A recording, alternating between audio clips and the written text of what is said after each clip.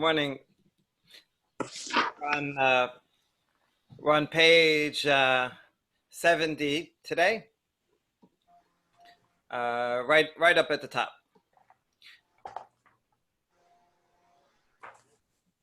Okay.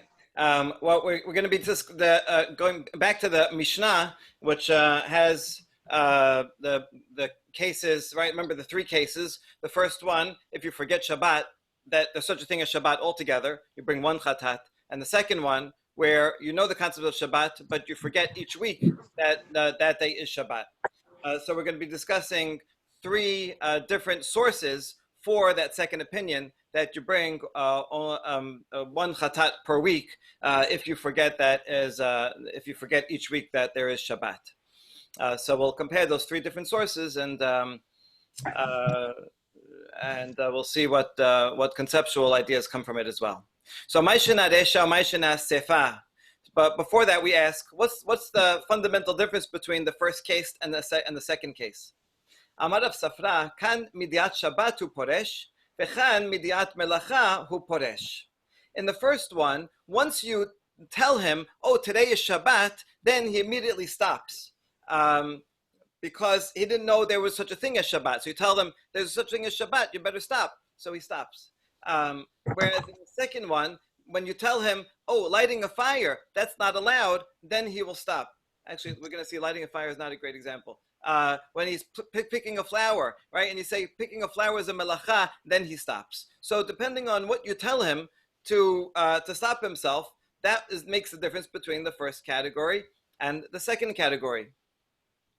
Amar le Rav Nachman, kelum paresh mishabat ela mishum melachot, uchlum paresh melachot ela mishum Shabbat. He says, I don't understand what you're saying.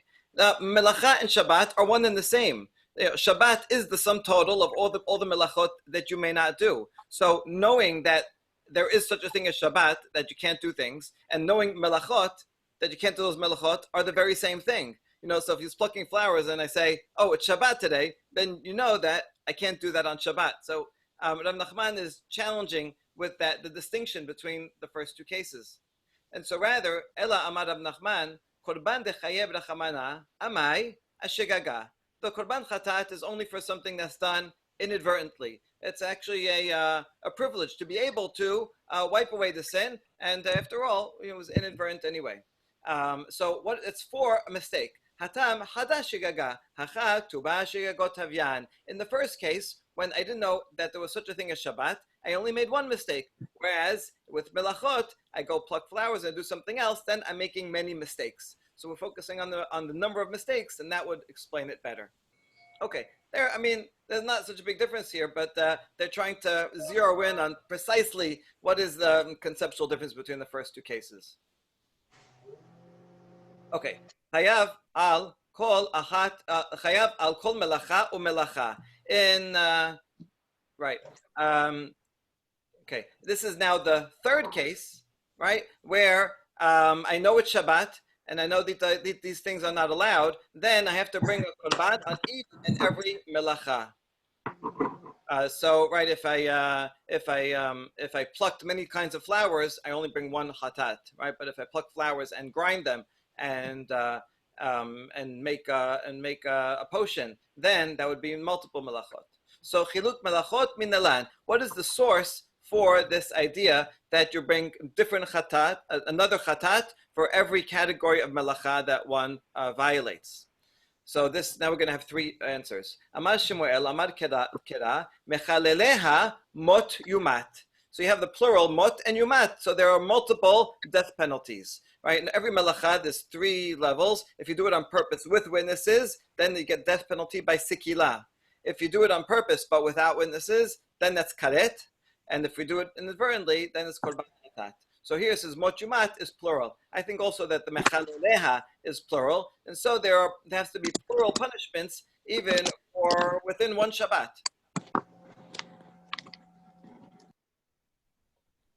HaTorah dibeta mitot harbe al chilul ehad.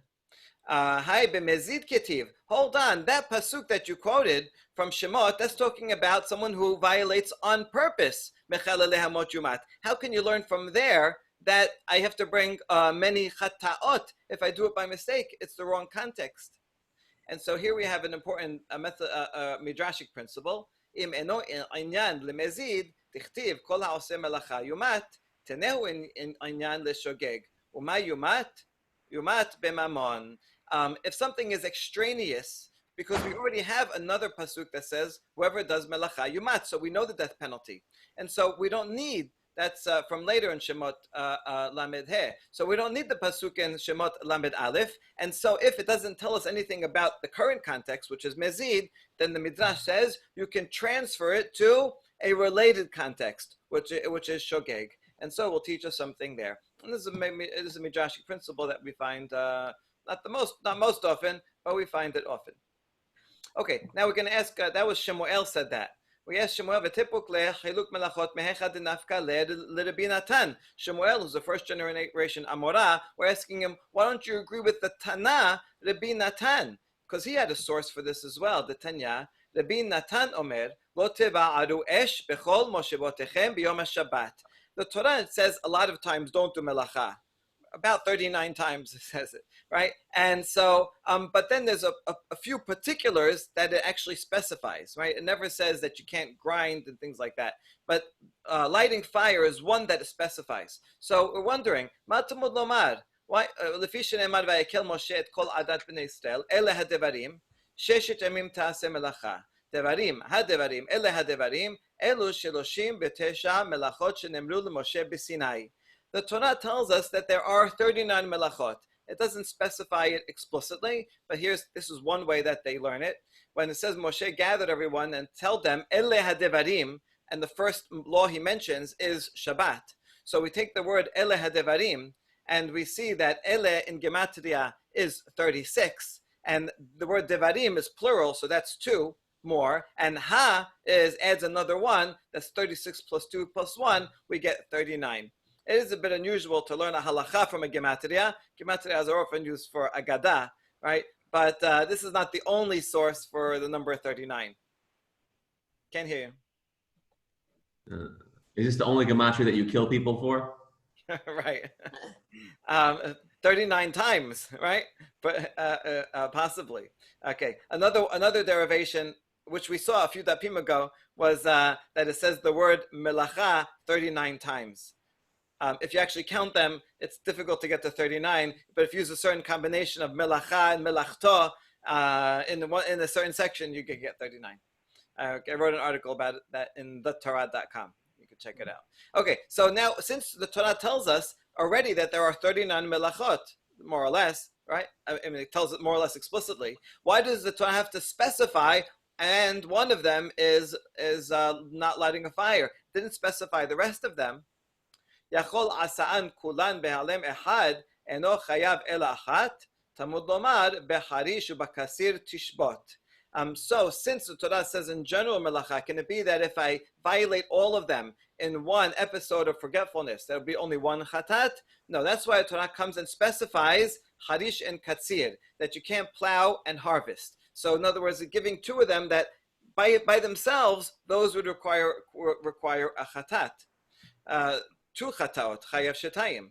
But I can still say, maybe it specified those 2 because for those 2, I have to bring a chatat, but for the rest of them, they're all grouped together, and only those 2 are separate.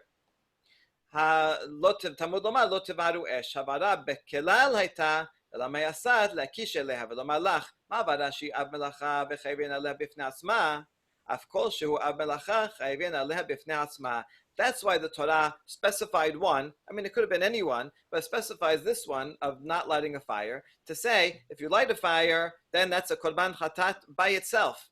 And we can learn from that as an example that so too any other melacha that one violates requires its own chatat. So if someone does all 39 on one Shabbat, then he has to bring 39 melachot. So that was what Rabbi Natan said.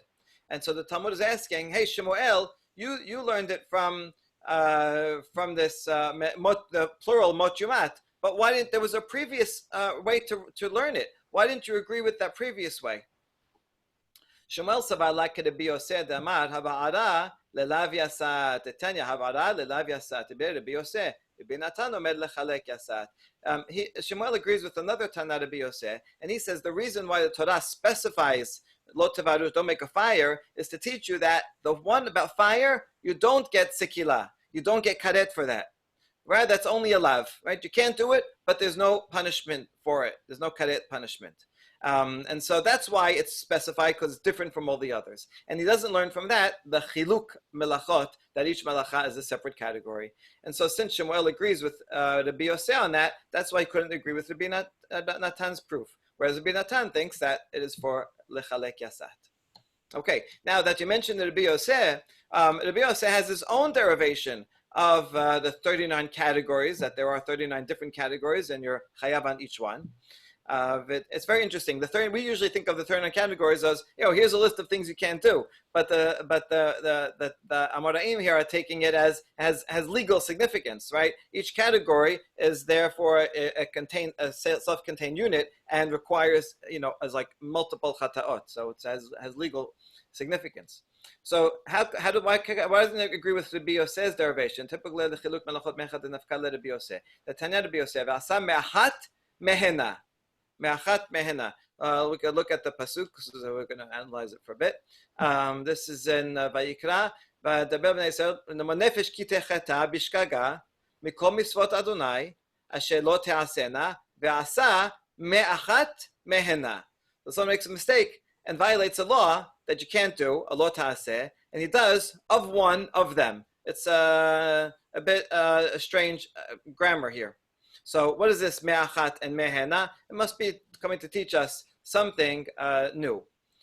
So Rabbi Yosef, פעמים שחייבים על אחת כולן, אחת על כולן, ופעמים שחייבים על כל אחת ואחת. It teaches you that sometimes you will be liable for one korban on many violations, and sometimes you'll bring many korbanot on each and every one, right? Sometimes one for a lot of actions, and sometimes many korbanot for many actions. Now he's going to explain. Right? In what way does he derive this? Achat me'achat, hena mehena. Each one we have four things we can derive something. The word achat, the word me'achat, the word hena, and the word me, and the extra prefix mehena. Achat shi hena, hena shi achat. So how is this so? Achat Shimon. If I write the word Shimon, then I wrote a whole word. Then I'm chayav hatat. If I meant to write the name Shimon. Me'achat Shem Mishimon. Let's say I start writing Shimon, I write Shin Mem, and then I stop. But it's a word, because the word is Shem. Right? If I write some other letter like Reuben, I write Resh Aleph, but Resh Aleph is not a word, so I won't be chayav. But so here is, even when I write mehena, less than a melacha that I intended, I can still be chayav achatat. That's what me'achat means. It's not related to this above. We're going to get to that in a second. Hena avot, mehena toladot. Hena are the categories, and mehena are the subcategories of the avot, which are related actions. Like, you can't squeeze an orange. Also, milking a cow is a tolada of squeezing an orange.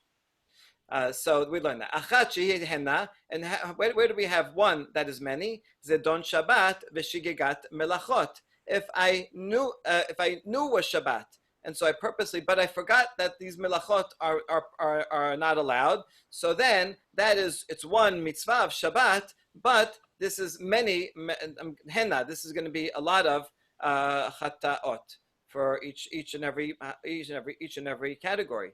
Achat hena shiachat, plural, which is one. That's when it's shigagat Shabbat uzdon melachot. When I didn't know about Shabbat at all, and I did many melachot. So I did many things, but I only bring one korban. And so from the combination of all these words, that's where Rabbi Yosef learns it from. So now we ask Shemuel, you're later than Rabbi Yosef, and you agree with Rabbi Yosef back up there about what you do with the pasuk of Lo Tevadu Esh. Why don't you agree with Rabbi Yosef? And he says, or he would say, Achat shehena v'hena shiachat lamashma leh. I don't agree with this derivation. It's too complicated. I'll agree with one. You could read me achat and me hena. I'll agree, with the Shimon idea. But now that you're going to cross-reference them and learn them backwards, that's going too far. and he's not going to kill people over that. Okay. Thank you so much. Shabbat shalom. Okay, Shabbat Shalom. Okay. Ba'a mine Rava me'Rav Nachman. Okay, we have a question. He'alem ze v'ze biyado mahu. What if a person, this is going to be like a paradox here. What if a person forgot both? He didn't know that today was Shabbat, and he also didn't know about the melacha, that these melachot are prohibited. Then what? Which category is it in? Is it like is it like only one for all of them, or would it be multiple for each and every one? Amar le hare alem Shabbat biyado ve'no chayav ela achat. He says, well, look, if he doesn't know today is Shabbat, or he doesn't know about Shabbat altogether, then he brings one, right? So what does it matter that he also didn't know the melachot? It's one lapse of memory. Okay, that seems to make sense. But then we say, Adrabah, maybe the opposite. But he also didn't know each of the melachot, and he violated all of them. So he also has many lapses of memory. So shouldn't he have to bring for each one? Ela Madav Asher, now is a later generation, is now continuing the conversation. Hazenan. Imishum Shabbat kapari sharei alem Shabbat biyado v'nochia belachat. Imishum melacha kapari sharei alem melachot biyado v'chayav al kol achat ve'achat. Let's see what stopped him, right? Did someone come along and tell him, oh, today's Shabbat, and then he stopped? Well, that means that he had one violation because he forgot it was Shabbat. And if someone came along and said, don't cut that flower, cutting a flower is not allowed today, then the reason that stopped him is a lapse of memory of that particular melacha. So depending on what reminds him, that will stop the lapse of memory, and that's what he's bringing a korban about. And so it depends, is what his answer. Amar l'Ravina l'Rav Asher, kilum parish b'Shabbat ela mishum melachot, kilum parish b'melachot ela mishum Shabbat, ela la shena. This doesn't make sense. If you tell him today's Shabbat, he's the only reason he's stopping is because it's a melacha, and so he knows it's a melacha. And if you tell him it's a melacha, then you're also reminding him that it's Shabbat. There's no such thing as Shabbat without a melacha, or knowledge of a melacha without Shabbat. And therefore, it doesn't make a difference. And he goes back to the original that says you bring one korban if you forgot both of them.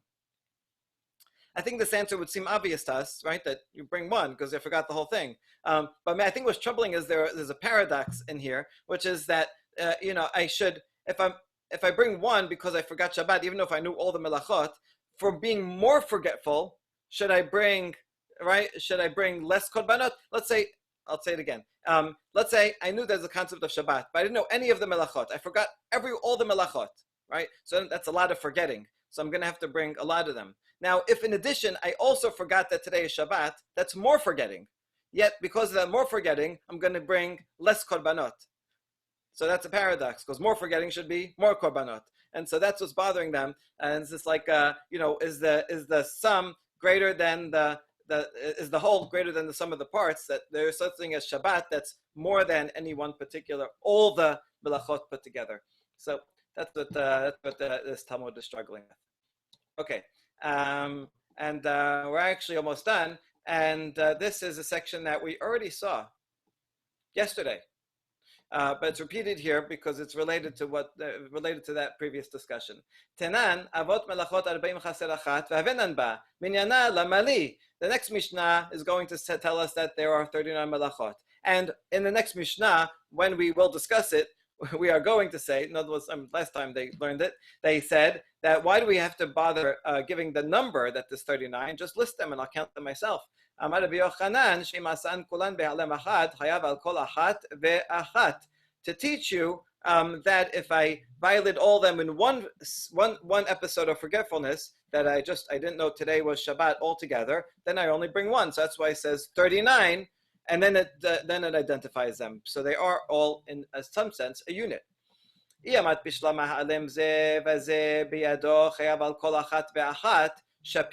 If you follow the opinion that we just set up here, that says that when you forget both Shabbat and you forget all the melachot, that you bring multiple, right? You bring multiple chataot on each and every one, then shapir, then this makes sense, right?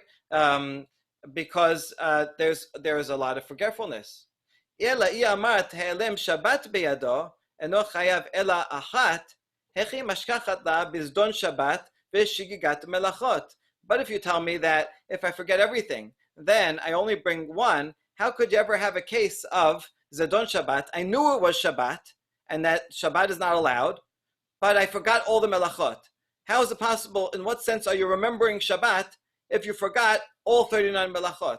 That means you didn't know anything, right? So just to know that, oh, Shabbat is the day of singing, that doesn't make it Shabbat. The only thing that makes it Shabbat significant halachically is that you know that something is not allowed. But if you don't know anything that's prohibited, then you don't really know Shabbat. So how could it ever be that I knew the melachot? I knew it was Shabbat, but I forgot the melachot. How could that be? Hanicha isaba la Rabbi Yochanan damar kevan sheshagag bekaret af al pi shehezid belav mashkachat la diada le Shabbat belav. Okay, this all makes sense according to the Rabbi Yochanan's opinion that we saw yesterday, because he says if I made a mistake regarding the punishment, I thought the punishment for plucking a flower was pay $5. I didn't know that it was karet. Okay, I knew it was not allowed, but I thought it was only $5. So I said, okay, I'll do it and I'll pay $5. Right? So even though he knew it was prohibited and he did it on purpose, still that's considered shogeg, and he can bring a korban, right? Because he didn't realize the severity, he didn't realize what the punishment was. So in that case, all this could make sense. That case would be where he knew it was Shabbat, but he thought that all the melachot each have a $5 penalty, right? So he knew it was not allowed, and you have to bring a korban chatat on each and every one. So good, we understand that case. Ela isava la Rabbi Shimon ben Lakish damar ad sheyishkog belav vekaret de'adela Shabbat b'mai. However, if we interpret this and follow the opinion of Resh Lakish says in order to qualify for bringing a korban chatat, you have to not know at all that this is even prohibited. If you know it's prohibited in any sense, then you're called mezid. And so if you don't know it's prohibited at all, you don't know, and not one of the 39 melachot is prohibited, then in what sense do you know that today is Shabbat? What does Shabbat mean to you?